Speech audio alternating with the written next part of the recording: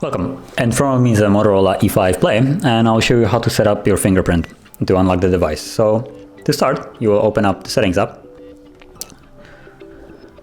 Then you will select security and lock screen, and from here you have the fingerprint option. Just click on it and then just click on setup.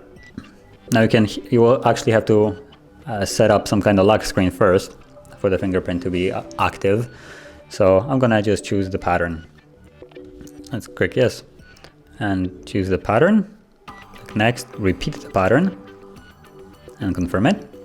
And now you get to choose what is being shown on the lock screen before you unlock the device. So if anybody picks up the phone and cannot access it, won't be able to see your, let's say, messages or notifications that you have on your screen until it's unlocked. So we're gonna just keep it as it is right now on default to show notifications.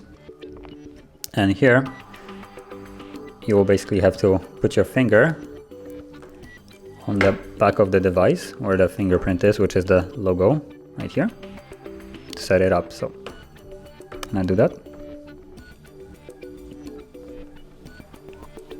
Let's press start.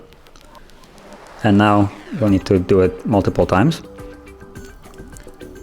for it to register your entire fingerprint. Try to get the finger from like different angles. So let's say you can see, I would say like the tip of it, sides, just so it works in any situation with however you put your finger on the fingerprint reader. And once it finishes it, you can actually add another finger. It could be the same one just to make sure that it always picks it up, or it can be a different finger, or you can just click on done and be finished with it. And now, for instance, you can unlock the device by just pressing your finger onto the back,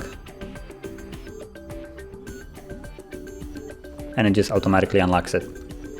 Now without your finger or the knowledge of the passcode that it's being set up, you can't access the notifications nor the phone itself.